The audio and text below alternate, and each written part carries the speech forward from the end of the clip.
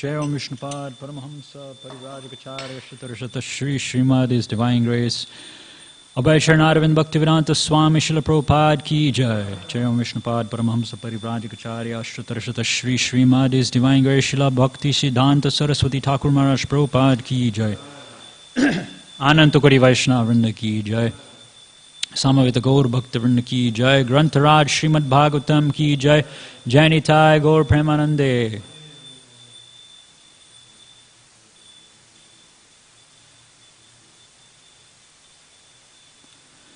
Om Namo Bhagavate Vasudevaya.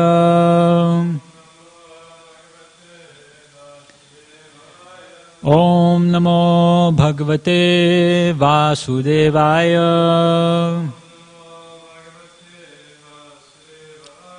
Om Namo Bhagavate Vasudevaya.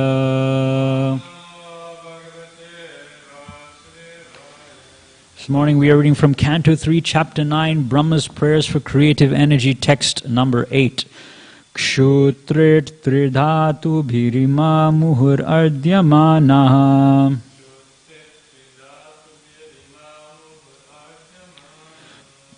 Shitoshna vata varashair iteretarachcha. Kamaghnina chutarushacha sudurbharena.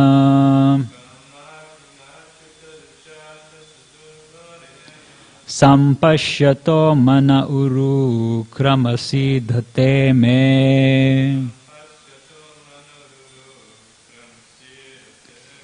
Kshutrit tridatu birima muhur ardyamana. Shitoshna vata varashair iteretarachcha. Kamaghnina chutarushacha sudurbharena. Sampashyato mana uru kramasi dhate me. Translation and purport by His Divine Grace, A.C. Bhaktivedanta Swami Srila Prabhupada Ki Jai. Translation: O great actor, my Lord, all these poor creatures are constantly perplexed by hunger, thirst, severe cold, secretion and bile, attacked by coughing winter, blasting summer rains, and many other disturbing elements, and overwhelmed by strong sex urges and indefatigable anger. I take pity on them, and I am very much aggrieved for them. Purport: a pure devotee of the Lord like Brahma and persons in his disciplic succession are always unhappy to see the perplexities of the conditioned souls who are suffering the onslaughts of the threefold miseries which pertain to the body and mind, to the disturbances of material nature, and to many other such material disadvantages. Not knowing adequate measures for relieving such difficulties, suffering persons sometimes pose themselves as leaders of the people, and the unfortunate followers are put into further disadvantages under such so-called leadership. This is like a blind man's leading another blind man to fall into a ditch. Therefore, unless the devotees of the Lord take pity on them and teach them the right path, their lives are hopeless failures. The devotees of the Lord who voluntarily take the responsibility of raising the foolish materialistic sense enjoyers are as confidential to the Lord as Lord Brahma. Om Jnana Timirandasya Jnananjana Shalakaya Chakshun Militentam Yena Tasmai Shri Gurave Namah. Jai Shri Krishna Chaitanya Prabhu Nityananda Shri Advaita Gadadhar Srivasari Gaur Bhaktavrinda. Hare Krishna, Krishna Krishna, Hare Hare, Hare Rama, Rama Rama, Hare Hare. So let me read today's verse in the context of the prayers in which Brahma is offering currently, especially in the context of yesterday's verse and tomorrow's verse. So yesterday's verse said, "O my Lord," Brahma is praying, "persons who are bereft of the all-auspicious performance of chanting and hearing about your transcendental activities are certainly unfortunate and are also bereft of good sense. They engage in inauspicious activities, enjoying sense gratification for a very little while." In today's verse, Lord Brahma is saying that these poor creatures, us, the embodied living entities, the dehis, are constantly attacked by the dualities of material nature. Hunger, thirst, severe cold, heat, blasting summer, disturbing elements, anger, sex urges, and he's very much aggrieved for them. Tomorrow's verse, I'll just read the translation. "O my Lord, the material miseries are without factual existence for the soul, yet as long as the conditioned soul sees the body as meant for sense enjoyment, he cannot get out of the entanglement of material miseries, being influenced by your external energy." Yesterday, when I was reading the Srimad Bhagavatam, I came across a couple of really nice examples. One example described material nature to be like a tamed wild animal. So sometimes if you've seen circus animal trainers, especially those who tame wild lions and tigers, it seems, when you see videos of them or something, it seems that, they're very good friends with these animals, huge wild cats. And they're really up close with them, they're hugging them, and they're sleeping with them, and so many things like that. But we should not forget that actually it's a wild animal.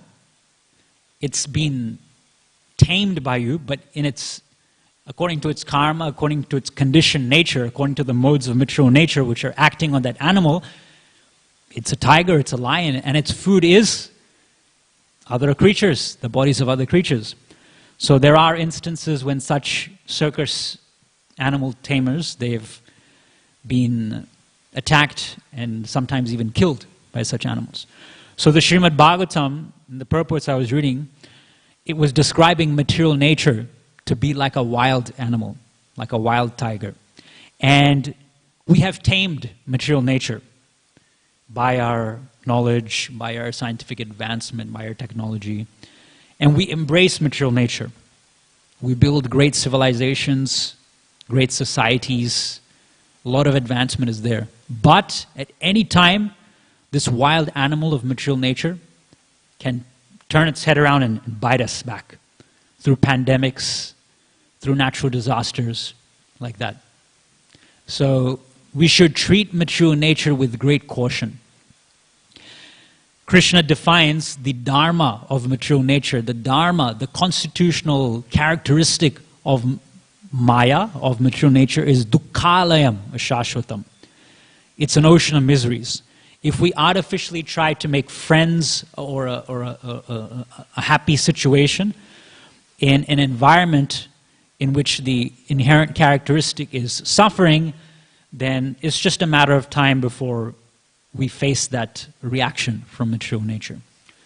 I was also reading in the purports that there are two types of material dualities in this material world.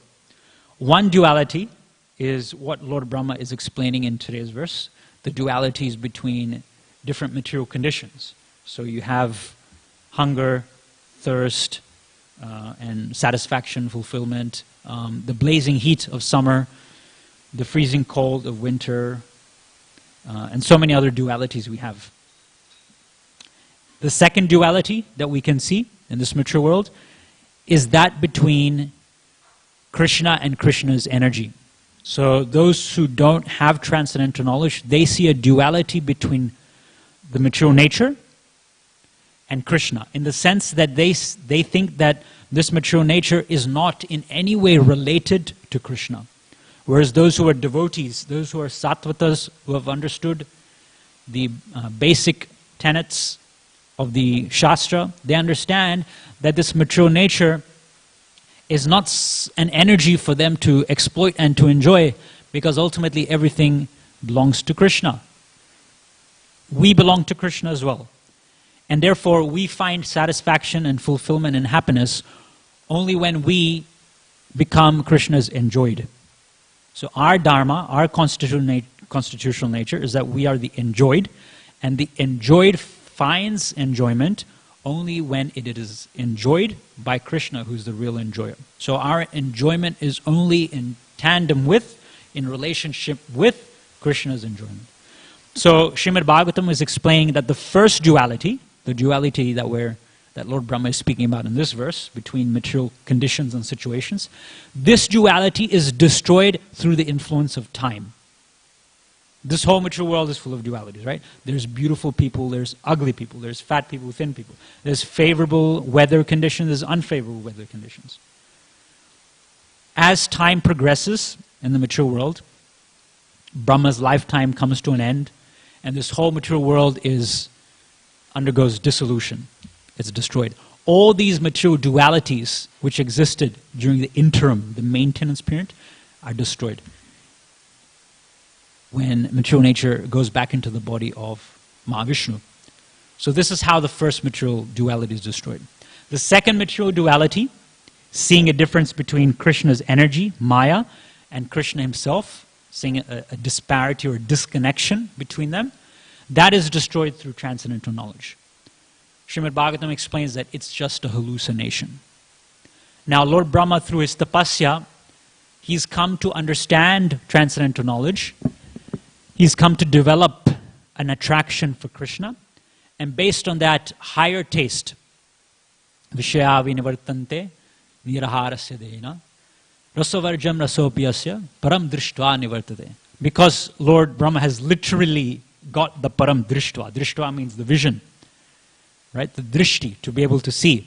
So Lord Brahma literally got the vision of Krishna and Vaikuntha and Golok Vrindavan.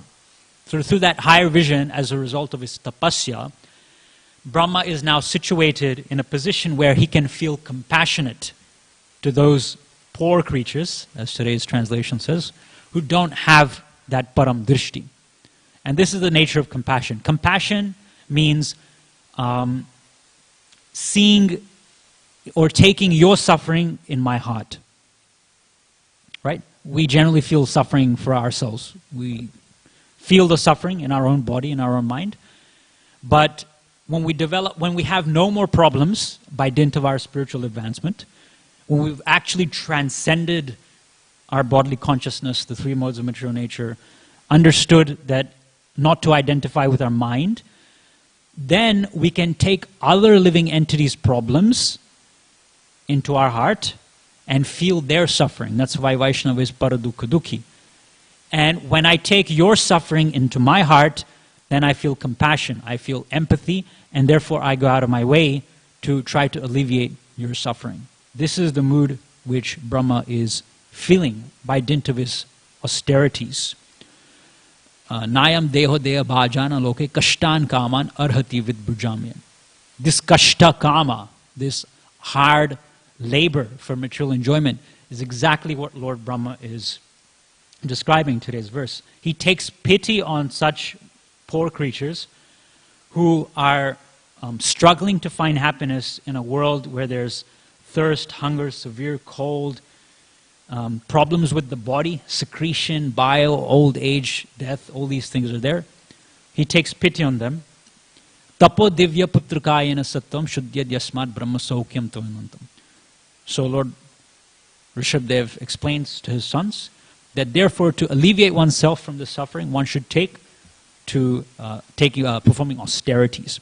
And such devotees become transcendental to all material dualities, to all supposedly enemies. Just like I remember a story of Tukaram.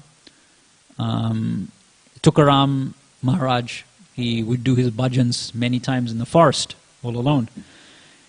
Pure devotee of Lord Vitthal. And there he was one day sitting in the forest during the daytime. And one very envious man came, and he wanted to disturb Tukaram, so he spat on him. A very grievous offense, aparad. Now generally if someone does that to you, you would get offended, disturbed, you would try to retaliate, or at least you would try to shout, call this person names, tell this person to get away. What was Tukaram Maharaj's response? He felt compassion for this envious person, understanding that he didn't know or appreciate the qualities of performing bhajan, performing Krishna consciousness activities. Instead, this person was showing hatred and malice towards the Lord's devotees. So Tukaram Maharaj didn't say a word after he was spat upon. He simply got up, went down, maybe, 10, 20 meters away, and took bath in the holy river. I don't know what holy river, maybe Godavari or maybe Ganges. I'm not sure what holy river, but it was a holy river nearby. He took a bath, and he came back. And this envious person again spat on him. Again, Tukaram, as he was doing his bhajan, chanting, doing his kirtan, again, he got up, took a bath, came back. This didn't happen 10 times or 20 times or even 50 times. 108 times. It happened. So, and even after 108 times, Tukaram was not the least bit agitated. He didn't show any agitation, either through his body, through his facial expressions, in his mind, and to such an extent that he was still self-satisfied, even after taking bath 108 times in the local holy river, that when he came back after the 108th time, this envious person broke down. And he said, how come you're not getting disturbed? In fact, this envious person who was trying to disturb Tukaram Maharaj himself was starting to get disturbed. Because he didn't get the reaction out of Tukaram Maharaj that he was desiring to get. So he was disturbed, and he asked Tukaram Maharaj, how come you're not getting disturbed? And he said, why should I get disturbed by your activities? By you spitting on me, you have given me the great fortune today to take bath in the Ganges 108 times. So, as Srila Prabhupada says, making the best use of a bad bargain. And we have many great devotees in our Shastra which demonstrate this by dint of their Divya Putraka, Tapodivya, by dint of their transcendental austerities. Obviously, we have Prahlad Maharaj. Despite his harassment by his father, Prahlad Maharaj prayed for the well-being of Hiranyakshipu. And he explained that because I'm engaged in hearing your Mahamrita, Bhagna Chitta, I'm fully self-satisfied, and with concern, out of love for these poor creatures, I'm simply thinking about their welfare. Recently in the Chaitanya Charitamrita classes, we heard Ganesham Prabhu is discussing about Vasudev Datta, who is an incarnation of Prahlad Maharaj, who also prayed that, please, Lord Chaitanya, give all the sinful reactions, the karmic reactions of all these people in this world who are suffering. Not just the persons, Srila Prabhupada explains, not the persons, but all living entities. And Srila Bhaktisiddhanta Saraswati Thakur has explained that many people in the Western world, especially those who are Christians, they consider that their guru was very compassionate to take the burden and to take the sins of his followers. Jesus Christ died for those who, for humanity, and absolved their sins. But Srila Bhaktisiddhanta Saraswati Thakur explains that Vasudev Datta was so compassionate as a Vaishnava that not only did he want to take the sins of human beings, but of all living entities, all creatures, even plants and insects and tiny germs, so that these souls within their body would become liberated and go back home, back to God. So strong and significant was his compassion that Sri Chaitanya Mahaprabhu cried tears out of ecstasy to see his compassion. And in the Chaitanya Bhagavat, it's explained that Lord Chaitanya makes a declaration to the Vaishnavas. He says, "O Vaishnavas, hear me very carefully, very attentively. Vasudev Datta has purchased my heart. My body," Lord Chaitanya says, "my body belongs to Vasudeva Datta. Alone, Lord Chaitanya says. My body belongs to Vasudeva Datta alone. Hear this very attentively, O dear Vaishnavas.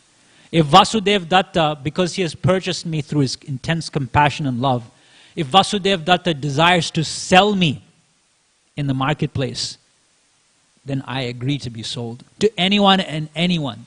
Everyone and anyone Vasudeva Datta desires to sell to. So this is how we purchase the Supreme Personality of Godhead, through compassion. And how does that compassion come? That compassion comes, as we explained, through performing austerities and advancing in Krishna consciousness. But to the extent that we develop an attraction to Krishna, to the extent that we develop Krishna prema, to that extent we will feel compassion. So the two things which go hand in hand are prema and audarya. These we hear and explained when we were hearing about the Vaishnava K seminar some weeks ago, that in the spiritual world, in the topmost abode in the spiritual world, there's two holy dhams. One dham is Krishna's dham, Golok Vrindavan, and simultaneously there also exists Nitya Navadvip, the abode of Lord Chaitanya Mahaprabhu as well. So these two dhams exist simultaneously. And the mood which is prevalent in Krishna's dham, in Golok Vrindavan, is Krishna Prem, that of Krishna Prem, Madhurya. Krishna's devotees are steeped in deep loving attraction and sentiments and service for Krishna. And this is the mood that Krishna has for his devotees as well. But in Navadvip, the mood of prema is translated slightly. Because Lord Chaitanya's devotees feel such satisfaction in their loving relationship with Sri Chaitanya Mahaprabhu and Lord Krishna, they see and they compare their peaceful and satisfied condition and situation with other living entities who don't have that attraction with Krishna. And they feel compassion. That compassion, that love that they have for Krishna, therefore gets translated in a corollary fashion as audarya. Audarya means the mood of magnanimity in sharing what we have as devotees with others. And Srila Prabhupada explains that we need not have developed pure Krishna consciousness, pure Krishna prem to be able to express our audarya, to be able to express our compassion. Whatever we have little, we should share it with other people. Whatever little Krishna consciousness we have, we should share it with other people. I just want to talk briefly. We have about 6 or 7 minutes. I'm finishing a little bit early today because we're doing some cleaning in the temple.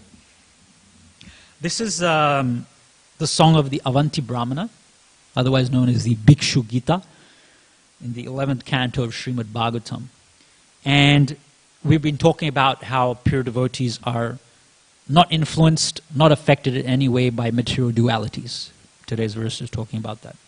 Lord Brahma is transcendent material dualities, and therefore he feels compassion for the poor creatures of this world who are influenced and agitated by this. So this sannyasi, the Avanti Brahmana, who became a sannyasi. Previous to that, he was a householder, but it's explained that he was very stingy, so that all of his associates, they left him. His family members, they left him, and he was bereft of material happiness, and a great feeling of renunciation arose within his heart. So he considered this to be the mercy of Krishna, and as he traveled, he faced various situations of material duality, and especially many unfavorable and bad and adverse situations. Let me just read to you some of these. O kind Uddhava, Lord Krishna is saying to Uddhava, seeing him, the Avanti Brahmana, as an old dirty beggar, rowdy persons would dishonor him with many insults.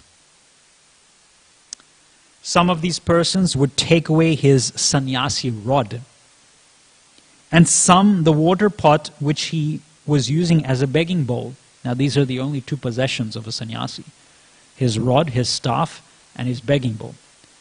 But these rowdy people are taking away even these meager possessions. there's no need to take away these things. What is so valuable in a staff and a begging bowl? Still they did that. Some took his deer skin seat, some his chanting beads, some would steal his torn, ragged clothing. Can you imagine that? I mean, stealing a really nice clothing, okay, you can understand, but these people were so envious that they stole his ragged, torn clothing just to give him distress. Displaying these things before him, they would pretend to offer them back, but then hide them again. When he was sitting on the bank of a river, about to partake of the food he had collected by begging, such sinful rascals would come and pass urine on it, and they would dare spit on his head, just like Tukaram Maharaj. Although he had taken a vow of silence, they would try to make him speak. And if he did not speak, they would beat him with sticks. Very severe. Others would chastise him, saying, "This man is just a thief," even though they're stealing from him. And others would bind him up with rope, shouting, "Tie him up, tie him up." They would criticize and insult him, saying, "This man is just a hypocrite and a cheat. He makes a business of religion simply because he lost all of his wealth and his family threw him out." So these are allegations which are untrue, obviously. But he's tolerating all this. Some would ridicule him by saying, "Just see this greatly powerful sage. He is as steadfast as the Himalayan mountains. By practice of silence, he strives for this goal with great determination, just like a duck." Other persons would pass foul air upon him, and sometimes, yes, this is interesting, sometimes they would bind him up in chains and keep him alive or captive like a pet animal. So I think recently Sriman Prabhu in his class, he was talking about Jadabharat, about how he was so transcendental that even he was about to be offered as a sacrifice. He was about to be killed by these Kali worshippers. He was so transcendental and beyond material duality that he did not protest at all. So then, undergoing these situations, the Avanti Brahmana starts to sing his song, the Bhikshu Gita. And in this song, he describes how we should not be affected by 6 different things. First, he says that if other living entities, other people, are the cause of my suffering and distress, then where is the question of the soul in this situation? If I'm being distressed by other living entities, that's simply because I have not understood that all these living entities, including myself, are sons of God. In that sense, because Krishna is the common father, we are all family. On the spiritual platform, we are all family members. What is, if one limb of my body attacks another limb of my body, should I be distressed by that? If I take my hand, if I punch my other hand, should I be distressed by that? Similarly, he says, if a person is bitten his own tongue, who else can he blame but himself? He can't blame anyone else. Because we're all family members, one who is in knowledge understands that these people are just ignorant. I should not be disturbed by them. It's just a matter of time before they also understand, through transcendental knowledge, who they are and how we're all equal and related on the spiritual platform. Therefore, we should not be disturbed by other people. What about demigods? Should I be disturbed by demigods? He says, no, because demigods only are able to inflict pain and suffering onto the bodies and the minds of other living entities. Through Adi Devika, kleshas, demigods only are able to disturb us, not the soul, but our body through natural disasters and our minds as well. But I am not my body, I am not my mind. Therefore, even the so-called distress which the demigods are inflicting upon me have no effect on me. What about, he says, the planets? Just like when someone is born, the influence of the planets and the stars, they have an effect on our life. But he says the planets only have an influence onto those who are born. But we learn that the soul is unborn. Aja, Nitya, Shashvato, Yam Purano. Na hanyate hanyamane sharire.